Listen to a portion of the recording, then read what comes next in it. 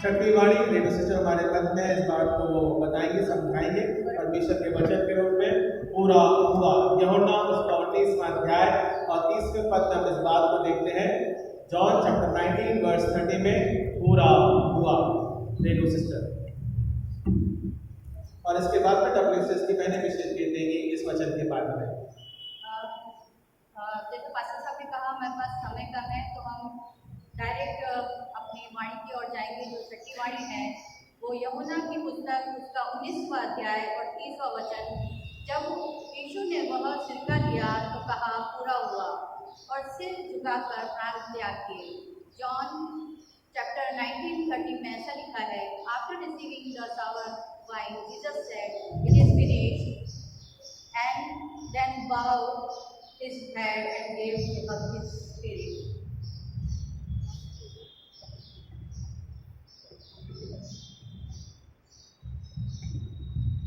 ये वाक्यांश पूरा हुआ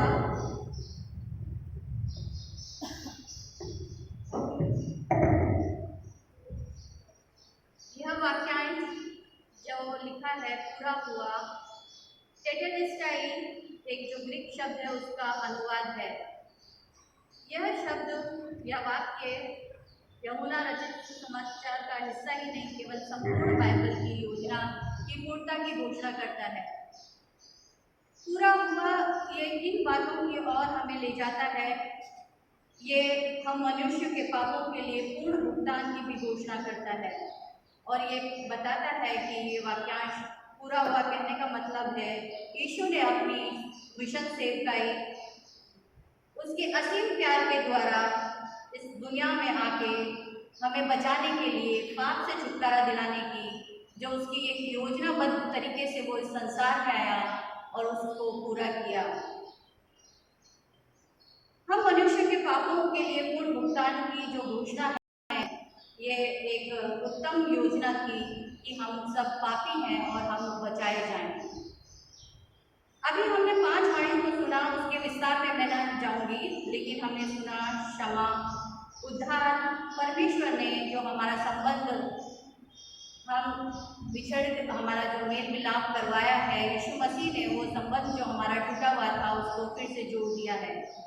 आज भी वो हमारे लिए प्यासा है, वो तड़प रखता है कि हम उसके पास आए, उसके जीवन के जल के स्रोत को हम पिए और उसे अपनाएं ताकि हमारे जो पाप है वो क्षमा किए जाएं। पुराने नियम में अगर हम देखें तो हम देखते हैं कि उत्पत्ति की किताब उसकी सृष्टि उसके द्वारा हुई सृष्टि की बातों को करता है, बताता है। उसके उद्धार की योजना के तहत हम रखे गए हैं इस सृष्टि में। जिस तरीके से उसने आदम और हवा को बनाया था और आदम और हवा के लिए उन्होंने कुछ नियम और आज्ञाएं उनको दी थी कि तुम इस सृष्टि में तुमको रखा गया है, अदन की वाटिका में उन्हें रखा गया और उन्हें आज्ञा दी गई थी कि तुम हर एक फल को बेखटके खा सकते हो, लेकिन जीवन के वृक्ष को और उसने एक और वृक्ष को रखा था जहाँ भले और बुरे के ज्ञान का वृक्ष भी था और उस वृक्ष से उन्हें वो फल नहीं खाना था जहाँ वो खाने के बाद मृत्यु उनके जीवन में आ सकती थी। उसमें लिखा है कि आदम और हवा के रचने के बाद में परमेश्वर ने उन्हें आशीषित किया था और वो परमेश्वर की संगति में रहते थे, उसके सानिध्य में वो घूमते थे, परमेश्वर उनसे बातें करता था। लेकिन एक समय आया जब उन्होंने पाप किया और परमेश्वर की संगति से वो निकल गए और परमेश्वर ने उन्हें उस अदन की वाटिका से निकाला। और हम बाइबल में से पढ़ते हैं, वचनों को हमें अभी ज़्यादा विस्तार में न लूँगी। वहाँ पे तलवार ज्वालामयी तलवारों को लटकाया गया और उन्हें वहाँ से निकाल दिया गया। दूसरा, इसी तरह से जब हम आगे बढ़ते हैं, परमेश्वर ने जो हमसे प्यार करता है अपनी योजना को जारी रखा। उसने एक धर्मी मनुष्य अब्राहम को बुलाया और हम देखते हैं कि किस तरीके से उसने एक अपने 12 पुत्रों के द्वारा जो गोत्र बनाए और उसके द्वारा उसने ये बनी इज़राइल को बनाया। और जो इज़राइल थी वो जाति, वो परमेश्वर की आशीषित जाति थी। परमेश्वर उनकी देखभाल करता था, परमेश्वर उनको समय समय पर अपने वचनों के द्वारा मार्गदर्शन देता था। लेकिन जब वो मिस्री की गुलामी में पड़े तो परमेश्वर उन्हें मूसा के द्वारा वहाँ से निकालता है और इस तरीके से उन्हें आगे किस तरीके से जीवन जीना है वह व्यवस्था को रखता है, आज्ञाओं को देता है। जिस तरह हम संडे स्कूल में 10 आज्ञाएं सीखते हैं, वो हमारा मार्गदर्शन के लिए थी कि हम उनको करें ताकि हम परमेश्वर की जो रास्ता जो परमेश्वर ने हमें दिया है उस मार्गदर्शन में चलते रहें। लेकिन हम उन इज़राइली जाति को देखते हैं, वो एक अकेली जाति थी। वो हमेशा परमेश्वर के साथ बलवा करती थी और परमेश्वर उनसे जब उनको अपने आशीष से वंचित करता था, वो पश्चाताप करके लौटती थी तो परमेश्वर उन्हें रखता था। ये सब योजनाएं थी। परमेश्वर नहीं चाहता था कि उसके लोग जो उसने इज़राइल जाति को बनाया है या उसके चुने हुए लोग हैं वो नाश हों। आगे हमने देखा कि जब इज़राइली वंश जब उसने मूसा को ठहराया तो वहाँ पे बलि की प्रथा भी चली, जहाँ पे पापों को ढांपा जाता था। जब बलि चढ़ाई जाती थी उनके पापों को ढांप दिया जाता था। ये काम एक महायाजक करता था जो अति पवित्र स्थान में जाकर उनके बिहाफ में उसमें प्रवेश करता था और उनके लिए पश्चाताप की बलि चढ़ाता था या पापों की बलि के लिए जो मेमना या जानवर की बलि चढ़ाई जाती थी। हमने उसके बाद में अगर हम आगे बढ़ते जाएं तो योजना के तहत शमूएल का समय भी देखा, जब शमूएल को एक अद्भुत रीति से चुना गया था। परमेश्वर उसके साथ बना हुआ था और वो उसे मार्गदर्शन देने के लिए इस्तेमाल कर रहा था। वो एक भविष्यवक्ता था। शमूएल के समय में लोगों ने परमेश्वर को राजा के रूप में अस्वीकार कर दिया। उन्होंने एक इंसान के राजा बनाने की मांग करी और इस तरीके से हम पुराने नियम में देखते हैं जो बड़े भविष्यवक्ता हैं या नबी हैं और छोटे नबी हैं, वो परमेश्वर के वचनों को और भविष्यवाणियों के द्वारा लोगों को मार्गदर्शित करते हैं। और इस तरीके से उसकी योजना आज भी हमारे बीच में है। जब उनके साथ में बनी हुई थी तब भी परमेश्वर नहीं चाहता था कि वो पापों के द्वारा नाश हो और आज भी वो नहीं चाहता कि हम उसके सानिध्य से या उसके संगति से दूर रहें और वो हमें बचाना चाहता है। हमने देखा कि यशायाह की पुस्तक और मलाकी की पुस्तक उसमें भविष्यवाणी हुई थी कि यीशु मसीह जब इस दुनिया में आएगा तो उससे पहले उसके मार्ग को सीधा करने के लिए एक और मनुष्य आने वाला था। वो मनुष्य यूहन्ना बपतिस्मा देने वाला था, जिसने पश्चाताप करने और मन फिराने के लिए लोगों को उसके मार्ग को तैयार करने के लिए अपने कार्य की या सेवकाई की शुरुआत की। और इसी के साथ हमारे यीशु मसीह के लिए भी हमने पुराने नियम में बहुत सी जो भजन संहिता है, यशायाह है और बहुत सी पुस्तकों में मलाकी है, हम देखते हैं कि एक ऐसा शांति का राजकुमार आएगा जो हमें पापों से छुटकारा देगा। इस बात को अब हम पूरा होते हुए देखा है। हमने यीशु मसीह इस दुनिया में आया और उसने उस योजना के तहत इस दुनिया में आके हमारे छुटकारे के लिए वो सेवकाई को शुरू किया ताकि हम उद्धार पाए। उसने दया दिखाई लोगों के ऊपर कि वो उस जो जीवन को वो जी रहे थे जहाँ पे मृत्यु का दंड जो उनके ऊपर था वो सताता था। परमेश्वर की एक और बड़ी योजना थी कि जब हम कहते हैं कि पूरा हुआ तो परमेश्वर ने उस पाप को मिटा दिया। उसने अपने लहू के जरिए उस बलि महायाजक पवित्र महायाजक बनकर उसने अपने आप को एक बलि का मेमना बनाया, ताकि हम अब कोई भी बलि को करने की हमें लिए जरूरत नहीं है। वो खुद पवित्र मेमना बनकर उसने अपने लहू को बहाया, ताकि हम सब पापों से निजात लें। अब हमें ये जानना बहुत जरूरी है, क्योंकि हम अपनी आत्म विश्वास और आत्म संतुष्टि में जीते हैं कि हम पापी नहीं हैं। पाप को जानना बहुत जरूरी है कि हम पापी क्यों हैं। तो इसके लिए हम देखते हैं, हम निकालेंगे, क्योंकि मैं थोड़ा जल्दी जा रही हूँ या थोड़ा फास्ट लेंगे। तो उत्पत्ति की पुस्तक उसका 3वां अध्याय उसके 19वें वचन में लिखा है। और अपने जब उसने आदम की वाटिका की स्टोरी मैंने अभी बताई है आपको कि उन्होंने पाप किया और पाप का जो दंड है वहाँ पे लिखा है मृत्यु, तो निश्चित ही मर जाएगा। उत्पत्ति की जो पुस्तक है उसमें आप पढ़ेंगे तो वहाँ लिखा है जिस दिन तूने वो फल खाया तो निश्चित ही मर जाएगा। वहाँ पे लिखा है अपने माथे के पसीने की रोटी खाया करेगा और अंत में मिट्टी है और मिट्टी में ही तू मिल जाएगा। इससे पहले तो जब स्त्री ने जो उत्पत्ति की पुस्तक उसका 3वां अध्याय और 6 आयत में हम देखते हैं, तो जब स्त्री ने देखा कि उस वृक्ष का फल खाने में अच्छा और देखने में मन भावु और बुद्धि के देने के लिए चाहने योग्य भी है, तब उसने उसमें से तोड़कर खाया और अपने पति को भी दिया और उसने भी खाया। पाप का बीज उनमें प्रवेश कर चुका था।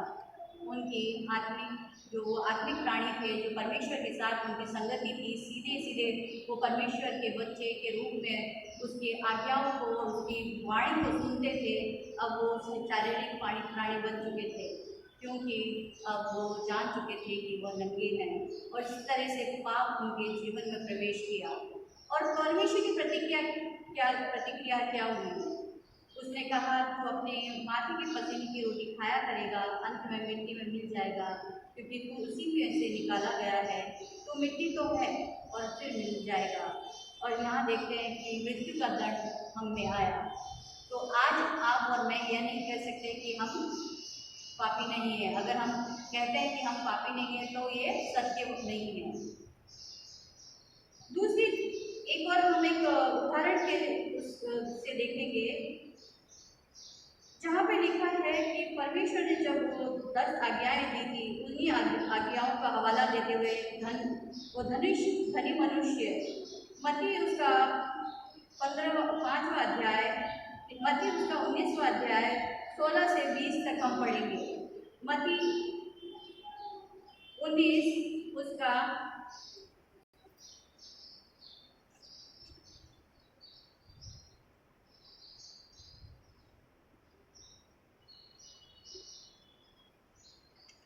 19वां अध्याय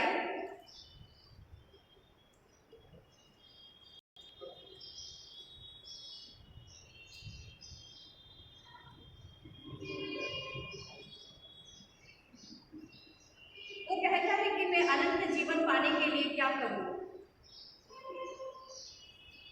तो हमने वहां पे एक स्टोरी को देखा है, धनी लोग का अनंत जीवन के बारे में क्या सोचना है।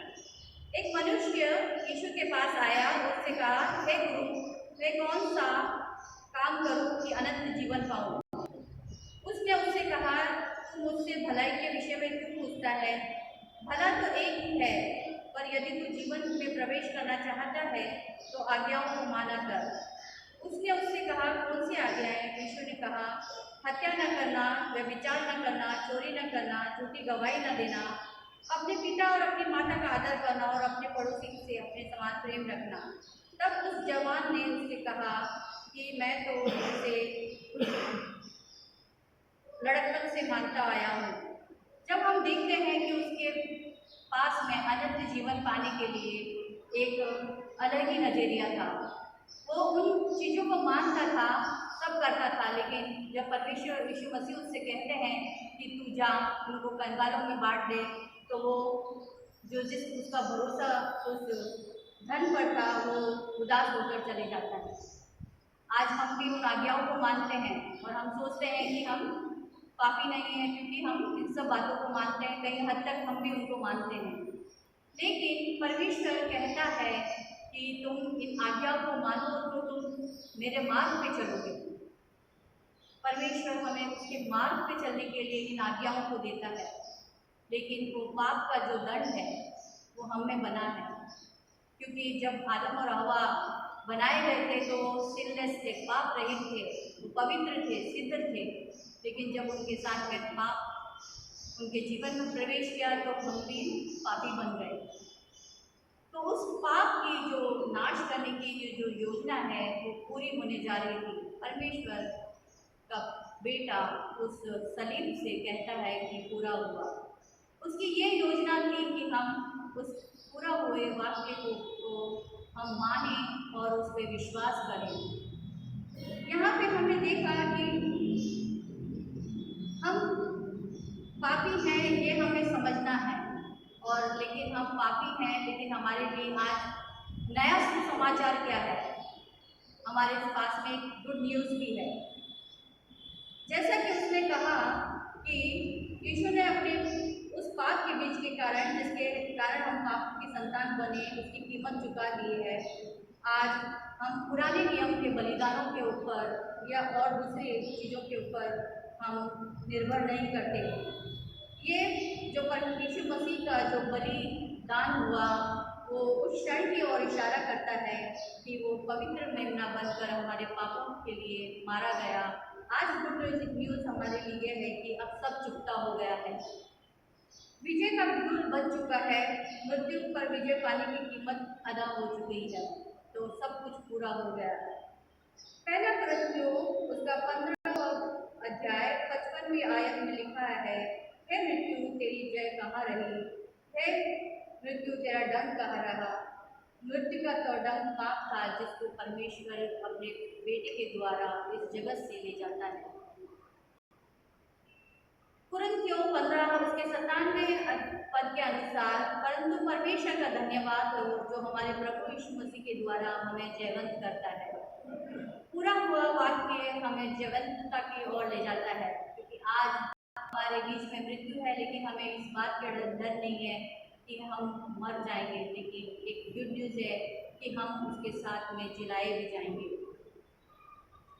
जब यीशु ने कहा ये पूरा हुआ तो इसका मतलब था कि अब और कुछ नहीं करना है, भुगतान करने के लिए सब कुछ हो चुका है, अब कुछ बचा नहीं है, पूरी तरह से हमेशा हमेशा के लिए। क्रूस केवल मृत्यु का प्रतीक नहीं है, बल्कि उसकी आशा में हमें बने रहने का प्रतीक है। उसकी दया हम पर बहुतायत से होती है। परमेश्वर के साथ हमारा मेल मिलाप हो गया है। जिस तरीके से क्रिस ब्रदर ने बोला था, बहुत सी भविष्यवाणियाँ जो पुराने नियम की थी वो पूरी हुई, चाहे वो मंदिर का पर्दा फटना हो, जिसके द्वारा हम पहले मंदिर में हमारा प्रवेश करना निषेध था। आज हम उस मंदिर में प्रवेश करने के बजाय आज हम खुद पवित्र मंदिर हैं। पवित्र आत्मा, परमेश्वर का पवित्र आत्मा आज हमारे साथ विद्यमान है, जो हमारे में वास करता है। आज यदि हम उसको शोकित नहीं करते हैं, उसके वचनों को और उसकी आज्ञाओं को मानते हैं, तो हम उस पवित्र आत्मा के द्वारा हम आगे बढ़ते हैं। ये पूरा हुआ इस बात का भी है, प्रतीक है कि हमें विश्वास करना है।